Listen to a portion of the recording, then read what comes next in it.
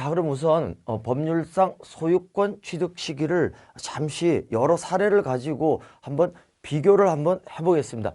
자, 우선 매매로 어떤 부동산을 만약에 매수를 했다면 이 매매는 계약이죠. 계약이고 법률 행위이기 때문에 아무리 잔금을 매도인에게 납부를 했다 하더라도 자기 이름으로 실제로 이전 등기를 완료했을 때 소유권을 취득하게 되는 것이죠. 자, 그 다음에 증여. 증여도 매매와 마찬가지로 계약이고요. 법률 행위죠. 따라서 증여 계약을 했을 때 소유권을 취득하는 게 아니라 역시 자기 명의로 등기를 마쳤을 때 소유권을 취득하게 되는 것이죠. 자, 상속이 나오는데 상속은 조금 다르죠. 상속으로 어떤 부동산을 취득을 했을 때는 등기와는 관계없이 피상속인이 사망했을 때 바로 소유권을 취득하게 되는 거죠. 자, 왜 그러냐면 피상속인이 사망하는 그 순간 상속이 개시되기 때문에 그런 것이죠.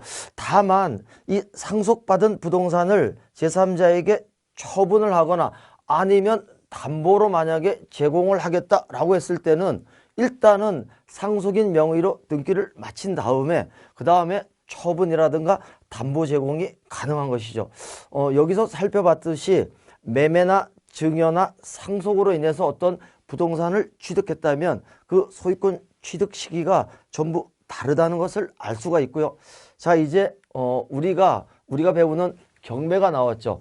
경매로 어떤 부동산을 낙찰을 받았다라고 했을 때는 과연 소유권을 언제 취득할 것이냐. 경매라는 것은요, 우리 민사집행법 규정에 따라 가지고 강제로 부동산을 매각하는 절차이기 때문에 매매라든가 증여 같은 계약하고는 다른 거죠. 따라서 경매로 어떤 부동산을 낙찰받은 매수인이 있다면 등기와 관계없이 매각 대금을 완납했을 때 소유권을 취득한다는 거죠. 이것이 매매나 증여 같은 계약하고 다른 점이다, 그런 얘기고요. 다만 경매로 매수한 이 부동산을 제3자에게 처분 아니면 담보로 제공할 때는 당연히 낙찰받은 매수인 명의로 등기를 마친 다음에 이루어져야 되겠죠. 자, 이것은 우리 민사집행법에 근거 규정이 있습니다. 135조를 보게 되면 여기 매수인은 경매로 낙찰받은 매수인을 얘기하는 것이고요. 매수인이 대금을 다 납부를 하게 되면 소유권을 취득한다라는 명문 규정이 있는 것이죠. 자, 그 다음에 매수인의 이제 소유권 이전 등기 신청이 있는데 매수인은 등기와 관계없이 소유권을 취득하긴 하지만 결국 자기 이름으로 등기를 마쳐야 되겠죠. 자, 매수인이 법원으로부터 낙찰을 받아가지고 제3자에게 매매, 증여 등으로 양도한 경우 낙찰받은 매수인 본인 명의로만 등기할 수 있다. 이게 당연한 얘기인데 경매로 낙찰을 받은 매수인이 있다면 자기 명의로만 등기를 할 수가 있는 것이고요. 비록 이 낙찰받은 부동산을 제3자에게 매매로 양도를 했다 하더라도 등기만큼은 매수인 본인 명의로 마쳐야 되고요. 그리고 나서 제3자에게 등기를 이전을 해야 되겠죠.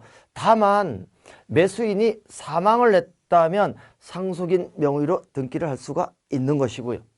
자, 그러면 이 이전 등기 신청은 어떤 방법으로 할 것이냐. 경매로 낙찰받은 매수인은요, 이전 등기 신청을 등기소에다 직접 신청하는 것은 아니고 경매계에다가 이전 등기에 필요한 서류를 제출을 하게 되면 경매계에서 등기소로 촉탁을 해주는 것이죠.